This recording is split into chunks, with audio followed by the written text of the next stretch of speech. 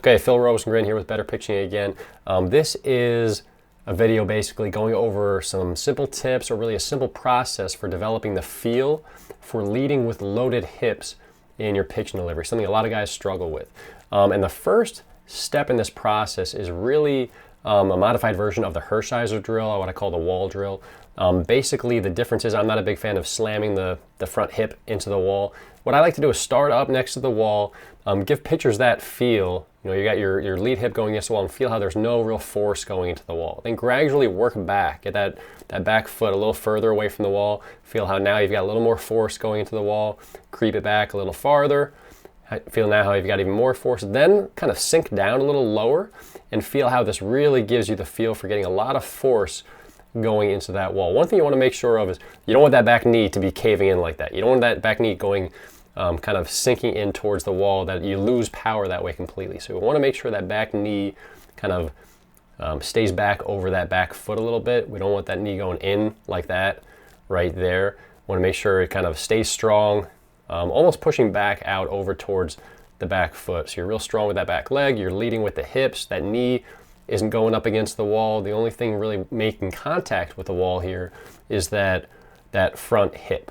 Okay, you can work on kind of the handbrake as if you're coming out of your leg lift. Some guys will find it helpful to have kind of a leg kick where they stick that front foot out, but again, it's the hip going into the wall here. Then the next step is kind of making the progression to working on what I call first move out of your leg lift. And just working on lower half mechanics here, working on that first move. And what you can do here, this is something I picked up from Ron Wolforth, and something he works on with his guys, or that I've seen at least guys do who've followed his system, is basically as you go into your leg lift, grab your lead knee and then just get the feel for leading with the hip. So you're holding that lift knee right there with your throwing hand and leading with the hips, and kind of get that feel for the first move that way. Then the next step is to get the back leg into it a little bit by allowing your body to sink a little as you come out of your leg lift while moving towards your target. Now we're going to work on getting the feel for being loaded late in your stride. So we're going to get a little wider with our base here to start off.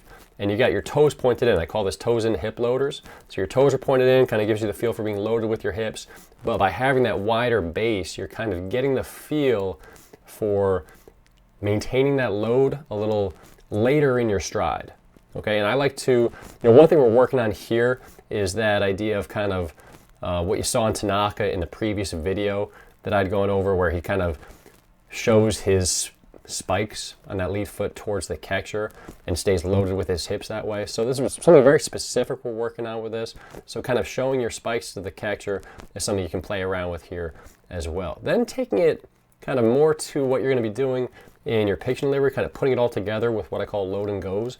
And here you're bringing that front foot kind of in line with your back foot a little bit more, and just taking that lead knee straight up and getting the feel for getting those hips going while staying loaded as you start moving towards your target as you throw. So I call these ones load and goes. What I'm not working on in this, the way I'm using it here, we're really working on that first move and staying loaded as you come out of the leg lift. We're not really working on real powerful drive and momentum. Now, what you see here in this video, this is one I shot a while back, where I was just working on the feel for staying loaded late in the stride. And this is just an example of how you can work on this. First, just kind of playing around with the lower half mechanics, then starting to get the arms into it. And kind of that tapping mechanism is just a way to kind of get the feel for, okay, I'm loaded up, I'm showing my spikes to the catcher a little bit. And that can help you develop that feel for really getting those hips loaded and kind of at a later point in your strides. You're a little wider apart here. And then just work on throwing that way and work to get that feel. So just to sum up, these are not, these are tips that can be helpful. I'm not a big fan of a one-size-fits-all approach, but for guys who tend to swing open early, this process can really often make a big difference. So something to play around with and try out.